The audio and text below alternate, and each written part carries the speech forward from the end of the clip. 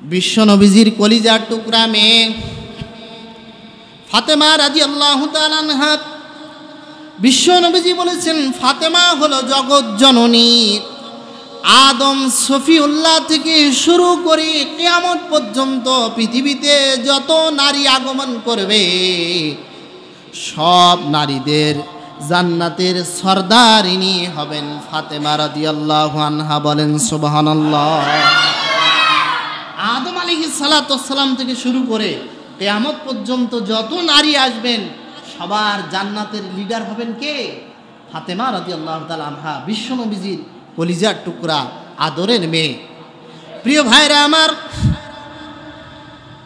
তার জীবনী যদি আপনি তাকান, কত গরিব একটা ফ্যামিলি। তার স্বামী হযরতে আলী রাদিয়াল্লাহু তাআলা আনহু দিন আনে দিন খায়, একেবারে অভাবের সংসার। এভাবেই চলতেছে। একদিন রাতের বেলা হযরতে আলী রাদিয়াল্লাহু তাআলা আনহু ডাক দিলেন, ও আমার প্রিয়তমা ফাতেমা, তুমি আমার কাছে আসো। ফাতেমা সামনে এসে বসে পড়ল। হযরতে আলী রাদিয়াল্লাহু তাআলা আনহু বললেন, ফাতেমা রে, আমি জানতে পেরেছি তোমার বাবা বিশ্ব নবীজির দরবারে গনিমতের বিশাল অংশের একটা মাল জমা হয়েছে। তুমি যে যদি তোমার বাবার সামনে তোমার অভাবের কথা তুলে ধরো, তোমার বাবা তোমাকে ফেরত দেবে না।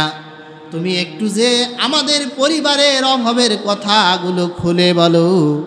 ফাতেমা রাদিয়াল্লাহু তাআলা আনহা স্বামীর কথায় রাজি হয়ে গেলেন।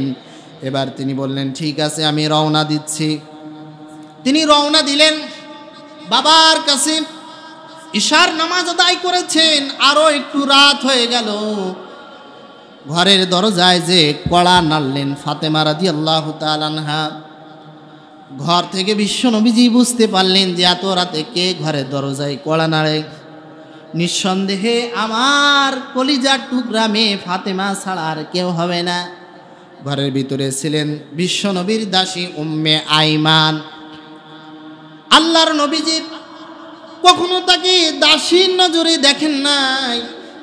বিশ্ব নবীজি উম্মে আইমান সম্পর্কে বলেছেন, উম্মি বাদাল উম্মি, আমার মায়ের পরের মা হলেন আপনি। উম্মি বাদাল উম্মি, আমার মায়ের পরের মা আপনি। উম্মে আইমানকে আল্লাহর নবী মা বলে সম্বোধন করেছেন। বিশ্ব নবীজি বললেন, উম্মে আইমান রে, ঘরের দরজাটা খুলে দাও, মনে হয় ফাতেমা এসেছে। ঘরের দরজা খুলে দেওয়া হলো। ফাতেমা রাদিয়াল্লাহু তাআলা আনহা সালাম দিলেন, বিশ্ব নবীর দরবারে বসে পড়লেন। ডাক দিয়ে বললেন, না আব্বা হুজুর, আপনি তো জানেন আমাকে আপনি যার ঘরে তুলে দিয়েছেন, আলীর ঘরে আমাকে তুলে দিয়েছেন। আলীর অভাব,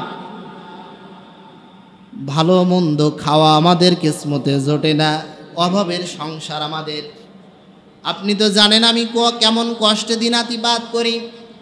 আমার বাড়িতে যে একটা মাত্র বালিশ আছে, ওই বালিশটার কাভার চামড়ার কিন্তু ভিতরে তোলার কোনো ব্যবস্থা নাই। খেজুরের বাকল দিয়া দিয়া আমি একটা বালিশ তৈরি করেছি, ওই বালিশে আমার জীবন পার হচ্ছে। আমার ঘরের ভিতরে একটা মাত্র কম্বল আছে। স্বামী স্ত্রী যখন ওই কম্বলটা গায়ে দিই, পা যদি ঢাকি মাথা বের হয়ে যায়, আবার মাথা যখন ঢাকি পা বের হয়ে যায়। হুজুর, এই কষ্টে আমার দিনগুলো চলতেছে, কিন্তু আমার অভিযোগ নাই। আমার স্বামী আজকে আমাকে বলেছে, তোমার বাবার কাছে যাও, তোমার বাবার কাছে গনিমতের মাল আছে, তুমি যদি চাও তোমাকে ফেরত দেবে না। আল্লাহর নবী মেয়ের মুখের দিকে তাকালেন, আর ডাক দিয়ে বললেন, ও মা ফাতেমা, শোনো, তুমি যে দাবি নিয়ে আমার কাছে এসেছো, আমি তোমার দাবিটা আজকের জন্য রাখতে পারবো না। কারণ হলো, এই গনিমতের যে মাল দেখতেছো, এই গনিমতের মালটা আমি বিশ্ব নবী গরিব উম্মতের জন্য বাজেট করে রেখে দিয়েছি। বলেন সুবহানাল্লাহ। ও ফাতেমা, এই সম্পদের ভিতরে, গনিমতের মালের ভিতরে তোমাকে আমি বিন্দু পরিমাণ দিতে পারবো না। মারে, কষ্ট নিও না, এটা আমার গরিব উম্মতের জন্য আমি বন্টন করে দেব। ফাতেমা রাদিয়াল্লাহু আনহা মন খারাপ করলেন না, আলহামদুলিল্লাহ বলে বাবাকে সালাম দিয়ে চলে গেলেন। বাড়িতে চলে যাওয়ার পরে আলী বলতেছে, কি খবর ফাতেমা, বাবা কি বলেছে? বলে বাবা বলেছে এই গনিমতের মাল একমাত্র গরিব উম্মতের জন্য তিনি বন্টন করে দেবেন, এই সম্পদের ভিতরে বাবা আমার জন্য কিছু দিতে পারবে না। আলী রাদিয়াল্লাহু আনহু মন খারাপ করলেন না, বললেন আলহামদুলিল্লাহ। কিন্তু মন খারাপ না করলে কি হবে? আপনার আমার নবী, বিশ্ব নবী সারা রাত ঘুমাতে পারতেছে না। কলিজার টুকরা একটা মেয়ে যাকে আল্লাহর নবী জীবনের থেকে বেশি ভালোবাসে, সেই নবী অভাবের কথা বলেছে, তার মেয়ে অভাবের কথা বলেছে, তার ঘরে অভাব অনটন, এত গনিমতের মাল থাকা সত্ত্বেও আমি আমার মেয়ের হাতে তুলে দিতে পারলাম না। এই কষ্টে আল্লাহর নবী সারাটা রাত আর ঘুমাতে পারেন না। বিশ্ব নবী কান্নাকাটি করতেছে বালিশে মাথা দিয়া। আল্লাহ রাব্বুল আলামিন জিবরিল আমিনকে ডাক দিয়ে বললেন, ও জিবরাইল শোনো, আমার হাবিবের, আমার বন্ধুর কষ্ট হবে, এটা আমি মেনে নিতে পারি না। তুমি যে আমার হাবিবকে বলো আল্লাহ রাব্বুল আলামিন ফাতেমার জন্য দুইটা অপশন খোলা রেখে দিয়েছে। জিবরিল আমিন আগমন করে সালাম দিলেন, হুজুর কান্নাকাটি করবেন না, মন খারাপ করবেন না, আল্লাহ রাব্বুল আলামিন আমাকে দিয়ে ওহী করে জানিয়েছেন আপনার মেয়ে ফাতেমার জন্য আল্লাহ তাআলা দুইটা অপশন দিয়েছেন। এক নাম্বার হলো ফাতেমা যদি গনিমতের মালের অংশ নিতে চায় আপনি তাকে দিয়ে দেবেন, কোনো বাধা নাই। দুই নাম্বার হলো সে যদি গনিমতের মাল না নেয় আল্লাহ রাব্বুল আলামিন ফাতেমার জন্য একটা স্পেশাল আমল পাঠিয়েছে। এই আমলটা আপনি যে ফাতেমাকে বলবেন, যদি ফাতেমা এই আমলটা করতে পারে বাকি জীবনে আর কোনো দিন ফাতেমার ঘরে অভাব হবে না। সকালবেলা ফজরের নামাজ আদায় করে আল্লাহর নবী, বিশ্ব নবী সাল্লাল্লাহু আলাইহি ওয়াসাল্লাম সোজা রওনা করেছেন ফাতেমার বাড়ির দিকে। ঘরের যে দরজায় কড়া নাড়লেন, সালাম দিলেন। ফাতেমা দেখলো যে বাবা এসেছে, বসতে দিলেন। আল্লাহর নবী বললেন, ফাতেমা রে শোনো, আল্লাহ রাব্বুল আলামিন তোমার জন্য দুইটা অপশন খোলা রেখেছেন, আর একটা স্পেশাল আমল দিয়েছেন, একটা তাসবিহ দিয়েছেন। বলে বাবা কি আমল দিয়েছেন বলেন? বলে আল্লাহ বলেছে এক নাম্বার হলো তুমি যদি গনিমতের মাল চাও তাহলে আমি নবী তোমাকে গনিমতের মাল সম্পদ দিতে পারবো, আল্লাহ আমাকে অনুমতি দিয়েছেন। আর দুই নাম্বার হলো তুমি যদি গনিমতের মাল না নাও আল্লাহ তোমাকে এমন একটা আমল দিয়েছেন, এমন একটা তাসবিহ শিক্ষা দিয়েছেন। ও মা ফাতেমা রে, যদি এই আমলটা করো জীবনেও কোনোদিন তোমার সংসারে অভাব হবে না। ফাতেমা রাদিয়াল্লাহু আনহা বললেন, বাবা বলেন কি? আল্লাহ রাব্বুল আলামিন আমার জন্য তাসবিহ পাঠিয়েছেন, আল্লাহ তাআলা আমার জন্য আমল পাঠিয়েছেন, আমি এই আমল কোনো দিনের জন্য ছাড়বো না। তাড়াতাড়ি বলেন আল্লাহ আমার জন্য কি আমল পাঠিয়েছেন? বিশ্বনবীজি বললেন, ফাতেমা রে, আল্লাহ তাআলা আমাকে জানিয়েছেন ওহী করে তুমি যদি ইশার নামাজের পরে ঘুমানোর আগে 33 বার সুবহানাল্লাহ, 33 বার আলহামদুলিল্লাহ, 34 বার আল্লাহু আকবার এই আমলটা করে যেতে পারো, আল্লাহ রাব্বুল আলামিন তোমার ঘরের ভিতরে কোনো অভাব রাখবে না। যতদিন তিনি বেঁচে ছিলেন হযরতে আলী রাদিয়াল্লাহু তাআলা আনহু আর মা ফাতেমা তার জীবদ্দশায় সারাটা জীবন তারা এই আমল চালু রেখেছেন। বলেন সুবহানাল্লাহ। ফাতেমা রাদিয়াল্লাহু আনহা বললেন, বাবা আপনি আপনার গনিমতের মালের যে সম্পদ ওই অংশটা আপনি আপনার গরিব উম্মতের মাঝে দেবেন, আর এই আমলটা আমি গ্রহণ করে নিলাম, যতদিন বেঁচে থাকবো আমি কথা দিচ্ছি এই আমল আমি ছাড়বো না। আর আল্লাহর নবী তার সম্পর্কে বলেছেন, সাইয়্যিদাতু নিসাই আহলিল জান্নাত, দুনিয়া থেকে সে আদম আলাইহিস সালাম থেকে শুরু করে কিয়ামত পর্যন্ত যত নারী আসবে আর এই নারীদের মধ্য থেকে আল্লাহ যাদেরকে জান্নাত দেবে, সাইয়্যিদাতু নিসাই আহলিল জান্নাহ, জান্নাতের ভিতরে সব নারীদের নেত্রী হবেন, জান্নাতের ভিতরে সব নারীদের লিডার হবেন আমার মেয়ে, আমার কন্যা ফাতেমা।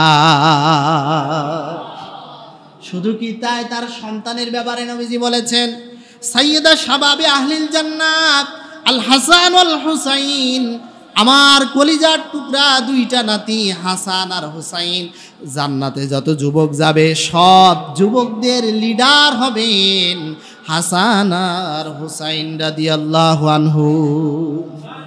তাহলে একই পরিবারের মা হচ্ছে সব নারীদের জান্নাতের, সব নারীদের লিডার। আবার দুইটা সন্তান, সেই দুইটা সন্তান কি সব যুবকদের জান্নাতের কি লিডার, নেতৃত্ব দেবেন। যে হাসান আর হুসাইনকে বিশ্ব নবীজি সব থেকে ভালোবাসতেন। আল্লাহর নবী যখন মিম্বারে খুতবা দিতেন, ওয়াজ করতেন, ডান পাশে হাসান বসে থাকতো, বাম পাশে হুসাইন বসে থাকতো। এমনকি আল্লাহর নবী যখন সেজদায় চলে যেত, হুসাইন রাদিয়াল্লাহু আনহু বিশ্ব নবীজির পিঠের উপরে উঠে চড়ে বসেছে আর ডাক দিয়ে বলতেছে, চল ঘোড়া চল, ঘোড়া চল। বিশ্ব নবীজি মনে মনে ভাবতেছে, মনে হয় আল্লাহর সাথে বেয়াদবি হয়ে যায় নাকি, আর আমি কি করব, সেজদা থেকে উঠবো কিনা। বিশ্বনবীজির মনের সংশয় আল্লাহ তাআলা দূর করে দিলেন। আল্লাহ রাব্বুল আলামিন ওহী নাজিল করে জানায় দিলেন, হুজুর আপনি সেজদা থেকে মাথা তুলবেন না, হুসাইন যে আপনার ঘাড়ের উপরে উঠে বসে চল ঘোড়া চল, ঘোড়া চল বলতেছে, এটা আমি আল্লাহ রাব্বুল আলামিন আরশ থেকে দেখে স্বয়ং খুশি হয়ে গেছি। কি মর্যাদা তার বাবা হযরতে আলী রাদিয়াল্লাহু তাআলা আনহু, যার সম্পর্কে নবীজি বলেছেন আসাদুল্লাহিল গালিব। দুনিয়াতে আল্লাহ রাব্বুল আলামিন তাকে কাফেরদের বিরুদ্ধে সিংহ বানায়া আল্লাহ রাব্বুল আলামিন তাকে দুনিয়াতে পাঠিয়ে দিয়েছেন। কোন কাফের তার সামনে টিকতে পারবে না। এত শক্তি, এত ক্ষমতা, এত বীর বাহাদুর, এত পাওয়ার আল্লাহ রাব্বুল আলামিন আলীকে দান করেছিলেন। দাও খোদা দাও আমায় আবার ওমর দারাজ দিল, দাও খোদা দাও আমায় আবার ওমর দারাজ দিল, দাও আলীর মতো বীর সেনানী, আলীর মতো বীর সেনানী জাগাতে নিখিল, দাও খোদা দাও আমায় আবার ওমর দারাজ দিল। বলেন মারহাবা। হযরত আলী রাদিয়াল্লাহু তাআলা আনহু, আল্লাহ রাব্বুল আলামিন তাকে সিংহ বানায় পাঠিয়েছেন। আর আল্লাহ নবী তার জ্ঞানের পরিধি সম্পর্কে বলেছেন, আনা মাদিনাতুল ইলমি ওয়া আলিয়ুন বাবুহা, আমি নবীজি হলাম এই মদিনার এলেমের শহর, আর এই এলেমের শহরের দরজা হলো আমার জামাই হযরতে আলী। আমি হলাম জ্ঞানের শহর, জ্ঞানের রাজ্য, আর ওই রাজ্যের যে গেট আছে, দরজা আছে, ওই দরজা হলো হযরতে আলী। চিৎকার দিয়ে বলেন আল্লাহু আকবার। এত জ্ঞান, এত মেধা আল্লাহ তাআলা তাকে দান করেছেন। ফাতেমা রাদিয়াল্লাহু তাআলা আনহা একদিন বলতেছে, স্বামী রে, গায়ে প্রচণ্ড জ্বর, তুমি বাজার থেকে একটা আনারস কিনে নিয়ে আসো। জ্বর আসলে দেখবেন আনারস ফল খাইলে জ্বর একটু কমে না? কমে। বললেন যে বাজার থেকে একটা আনারস নিয়ে আসো। তিনি স্ত্রীর কথা মোতাবেক বাড়ি থেকে বের হয়ে গেলেন আনারস আনার জন্যে। আনারস কিনেছেন, পথে আসতেছেন, আস্তে আস্তে একজন ভিক্ষুকের সাথে দেখা, সালাম বিনিময় করলেন।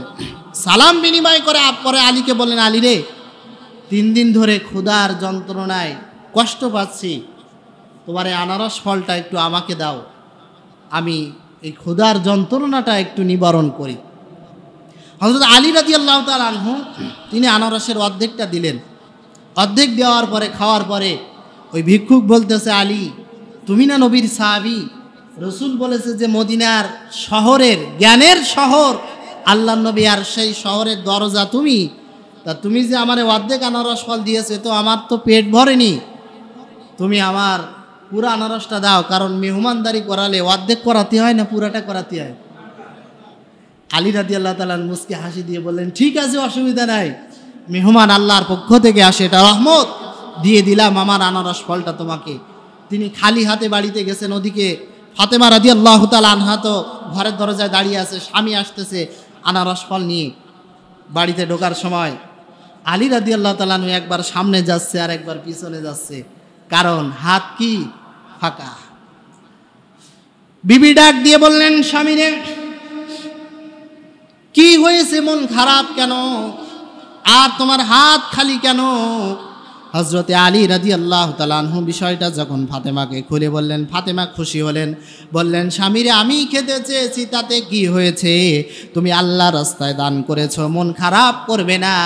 আল্লাহ রাব্বুল আলামিন এই দান করার কারণে দুনিয়াতে তোমার এর প্রতিদান দিবে। ঘরে অবস্থান করছেন, কিছুক্ষণ পরে ঘরের বাইরে থেকে সালাম দিল কে জানি, আর সালাম দিয়ে বলল, আলী বাড়িতে আছে নাকি? হযরতে আলী রাদিয়াল্লাহু তাআলা আনহু গেট খুলে দিলেন। দরজা খুলে বাইরে যেয়ে দেখলেন বয়স্ক সাহাবী হযরতে সালমান ফারসি রাদিয়াল্লাহু তাআলা আনহু দাঁড়িয়ে আছেন, মাথায় একটা ঝাঁকা নিয়ে দাঁড়িয়ে আছেন। তিনি বললেন, ভাই কি খবর? বলে, শোনো, বিশ্ব নবীজি তোমার জন্য হাদিয়া পাঠিয়েছেন, আল্লাহর নবী তোমার জন্য উপঢৌকন পাঠিয়েছেন, উপহার পাঠিয়েছেন। বলে, কি উপহার? বলে, উপহারটা হলো, ও আলী, একজন ব্যক্তি সুন্দর চেহারার অধিকারী, তার নতুন বাগানে নতুন আনারস হয়েছে, প্রথম ফল। সে আল্লাহর নবীর দরবারে অনেকগুলো ফল দান করেছে, বিশ্বনবীজি তোমার জন্যে আমাকে দিয়া এই ফলগুলো তোমার বাড়িতে পাঠিয়েছে। বললেন, নামাও তোমার ঝাঁকা, নামাও তোমার ঝুড়ি নামাও। ঝুড়ি নামানো হলো। নামানোর পরে হযরতে আলী রাদিয়াল্লাহু তাআলা আনহু দেখলেন ওই ঝুড়িতে অসংখ্য আনারস ফল। তিনি একটা দুইটা করে গুনতে লাগলেন, 1 2 3 4 5 6 7 8 9, 9টা আনারস ফল। ডাক দিয়ে বললেন, নবীর সাহাবী সালমান রে, এই আনারস ফল মনে হয় নবী আমার জন্য পাঠাই নাই। বলে, না, আপনার জন্য পাঠিয়েছে। বলে, আমার জন্য যদি পাঠাতো তাহলে আনারস ফল 9টা কেন, এখানে তো 10টা হওয়ার কথা। সুবহানাল্লাহ পড়ে। বলে, তার মানে বুঝলাম না। বলে, কোন মানুষ যদি আল্লাহর রাস্তায় 1 টাকা দান করে, আল্লাহ দুনিয়াতেই তাকে 10 টাকার সম্পদের মালিক বানায়া দেয়। আমি যে একজন মিসকিনকে একটা আনারস ফল দান করেছি, তাকে যে দিয়ে দিয়েছি, আল্লাহ তাআলা তো আমাকে 9টা ফল দেবেন না, আমাকে 10টা ফল দেবেন। সালমান ফারসি রাদিয়াল্লাহু তাআলা আনহু তার বগলের নিচ থেকে আরেকটা আনারস ফল উঁচু করলেন। বললেন, আলী রে, আমি চেয়েছিলাম এই আনারস ফলটা তোমার দিব না, কিন্তু আমি অনুমতি ছাড়াও নিতাম না। শেষে তোমার কাছ থেকে অনুমতি নিব এই ফলের ব্যাপারে, মনে করলাম ফলটা আমি নেব। কিন্তু আল্লাহ তাআলা তোমার ভিতরে এমন জ্ঞান দান করেছেন, দুনিয়াতে আল্লাহ তাআলা তোমাকে সব থেকে বিচক্ষণতার জ্ঞান দান করেছে। ফাতেমা রাদিয়াল্লাহু তাআলা আনহা বিশ্বনবীজির কি বলেন, কি হয়? মেয়ে। কিন্তু আল্লাহর নবী তো মেয়ে বলে সম্বোধন করতেন না। কি বলে সম্বোধন করতেন? মা। কেন মা বলতে? বিশ্বনবীজি তার কন্যা ফাতেমাকে কেন মা বলে সম্বোধন করতেন? তাহলে শোনো, রাসূল সাল্লাল্লাহু আলাইহি ওয়াসাল্লাম তার চাচার ছায়ায় লালিত পালিত হতেন। আবু তালেব বিশ্বনবীজিকে সব থেকে আদর ভালোবাসা দিয়ে বড় করেছিলেন। আবু তালেব মারা যাওয়ার পরে খাদিজা আল্লাহর নবীকে ছায়া দিয়ে রাখতেন। খাদিজাতুল কুবরা রাদিয়াল্লাহু তাআলা আনহা তিনি যখন দুনিয়া থেকে বিদায় হলেন, আল্লাহর নবীর আর দেখার মতন কেউ রইল না। বিশ্বনবীজি তায়েফের ময়দানে চলে গেলেন কোরআনের বাণী প্রচারের জন্যে। কাফেরেরা নবীজিকে পাগল বলে একের পর এক পাথর নিক্ষেপ করতে লাগলো। বিশ্বনবীজির কপালে পাথর নিক্ষেপ করলো, দেহে নিক্ষেপ করলো, হাতে মুখে চেহারায় সব জায়গায় পাথরের আঘাতে রক্তগুলো ফিঙ্কি দিয়ে বের হতে লাগলো। এমনকি হাদিসের মধ্যে এসেছে, আল্লাহর নবীর যে জুতা মুবারক ছিল, রক্তয়ে জুতা মুবারক পায়ের সাথে প্লাস্টার হয়ে গেছে। সাহাবী যায়েদ রাদিয়াল্লাহু তাআলা আনহু অনেক চেষ্টা করে আল্লাহর নবীর পা মুবারক থেকে জুতা খুলতে পারতেছে না। বিশ্বনবীজি কাঁদতেছে। জিবরিল আমিন বলতেছে, হুজুর, আপনি যদি একবার অনুমতি দেন গোটা তায়েফবাসীকে আল্লাহ তাআলা ধ্বংস করে দেবেন, আপনি একবার অনুমতি দেন। বিশ্বনবীজি সে অনুমতি দিলেন না। আল্লাহর নবী বললেন, ও জিব্রাইল শোনো, তায়েফবাসী যদি ধ্বংস হয়ে যায়, আমি নবী কার কাছে কোরআনের কথা বলবো? খেয়ে না খেয়ে দিন প্রচারের কাজে নিজেকে দিয়েছো বিলিয়ে, তায়েফের কাফেরেরা চিনল না এ আলো, দুষ্ট ছেলেদের পিছু দিল লেলিয়ে। পাথরের আঘাতে ক্ষত বিক্ষত হয়ে সারা শরীর থেকে রক্ত ঝরে। হে রাসূল তোমাকে ভুলি আমি কেমন করে, হে রাসূল তোমাকে ভুলি আমি কেমন করে। প্রিয় নবীজি বাড়িতে ফিরলেন। ফেরার পরে তার কন্যারা উম্মে কুলসুম, জয়নাব, রুকাইয়া সবাই এসে বাবাকে ঘিরে ধরেছে আর কাঁদতেছে আর বলতেছে, বাবা কি দরকার ছিল আপনার তায়েফে দাওয়াত দেওয়ার? এখন যে মায়ের খেলেন, কাফেরদের আঘাতে আপনি ক্ষত বিক্ষত হলেন, আপনাকে এখন কে দেখাশোনা করবে?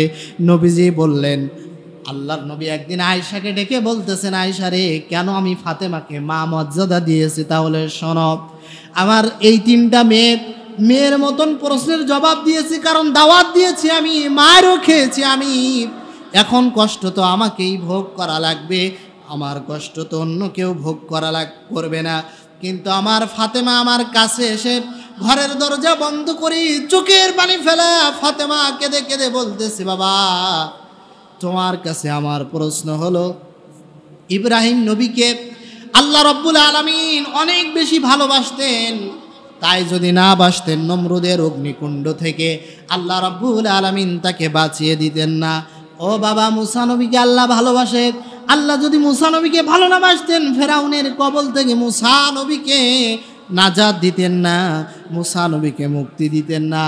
আল্লাহ রব্বুল আলামিন কি তোমাকে ভালোবাসে না? নবীজি বললেন, ফাতেমারে কেমন কথা বলো, আল্লাহ আমাকে ভালোবাসে না মানে? আল্লাহ রাব্বুল আলামিন তো সব থেকে আমাকে বেশি ভালোবাসে। ফাতেমা কেঁদে কেঁদে বলতেছে, বাবা আল্লাহ তোমাকে যদি ভালোবাসতো তাহলে তায়েফের ময়দানে কাফেররা তোমার রক্ত ঝরাতে পারত না। আমি তোমার মেয়ে হয়ে আমি সহ্য করতে পারছি না। ফাতেমা দৌড় দিয়ে ঘরের বাইরে গেলেন, পানি গরম করলেন, জয়তুনের তেল গরম করলেন।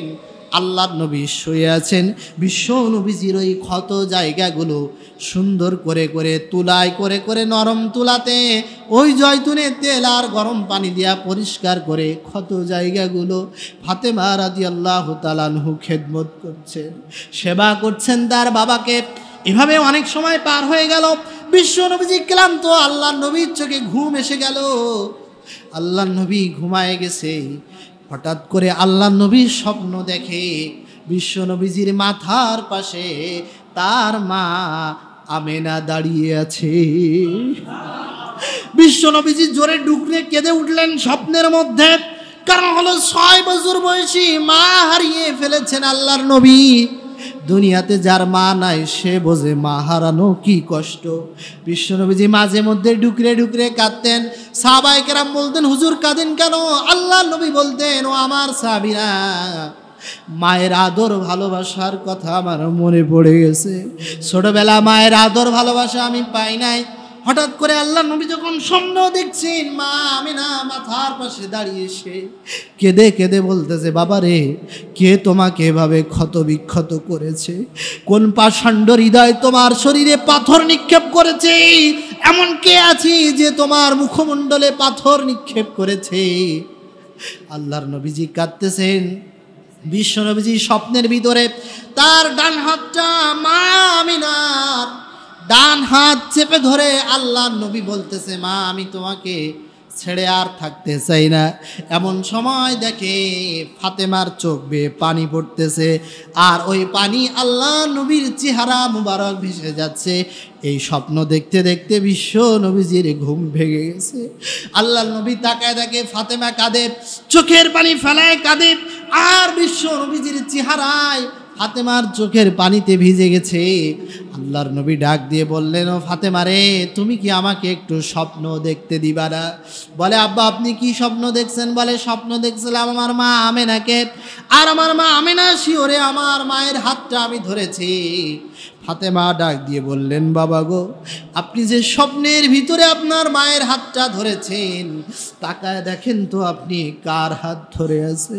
আল্লাহর নবী তাকায় দেখে বিশ্ব নবীজি তার ডান হাতটা, ফাতেমার ডান হাত এখনো চেপে ধরে আছে।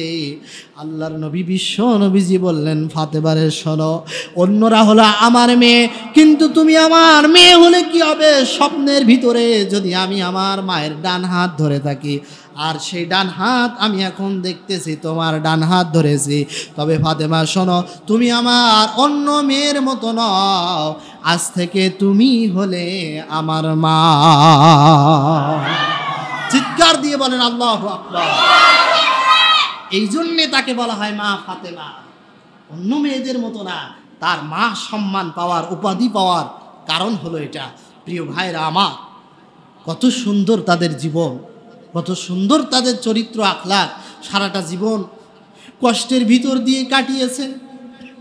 কখনো কখনো ভালো আরাম আয়েশে থাকে নাই, কিন্তু এই গরিবী অবস্থায় হলেও সব সময় কাকে ডেকেছেন?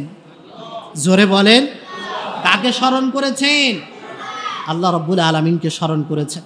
প্রিয় ভাইরা আমার, আমরা যখন বসে এখন কোরআনে তাফসীর করছি, আজকে 15ই আগস্ট, গতকালকে চলে গেছে 14ই আগস্ট। বিশ্বনন্দিত মুফাসসিরে কোরআন আল্লামা দেলোয়ার হোসেন সাইদি রাহিমাহুল্লাহ, তার দ্বিতীয় শাহাদাত বার্ষিকী 2 বছর পূর্ণ হয়েছে গতকাল 14ই আগস্টে। আল্লাহ রাব্বুল আলামিন যেন এই প্রিয় মুফাসসিরের কবরকে জান্নাতুল ফেরদাউসের টুকরা বানায় দেন। যিনি 50টা বছর গোটা বিশ্বে কোরআনে কারিমের দাওয়াত পৌঁছিয়েছেন, অসংখ্য মানুষ তার হাতে কালেমা পড়ে মুসলমান হয়েছেন, ঈমান গ্রহণ করেছেন। মিলিয়ে নেন আল্লামা সাইদির বক্তব্য, সেই কত অনেক আগের যে বক্তব্যগুলো এখনো চালাবেন, দেখবেন মনে হবে জীবন্ত কোরআনের পাখি। তার প্রতিটা কথা, প্রতিটা অক্ষর এখন বর্তমান বাস্তবতার সাথে মিলে যায়। জোরে কোন ঠিক কিনা? অথচ জালিমেরা এই কোরআনের পাখি আল্লামা দেলোয়ার হোসেন সাইদি রাহিমাহুল্লাহকে জেলখানা থেকে তখন যিনি বের হয়েছেন মুস্কি হাসি দিয়েছেন, মনে হচ্ছে একজন সুস্থ মানুষ, কিন্তু ষড়যন্ত্র করে ইনজেকশনে বিষ প্রয়োগ করে কোরআনের পাখি আল্লামা সাইদিকে দুনিয়া থেকে বিদায় করা হয়েছে। সুবহানাল্লাহ।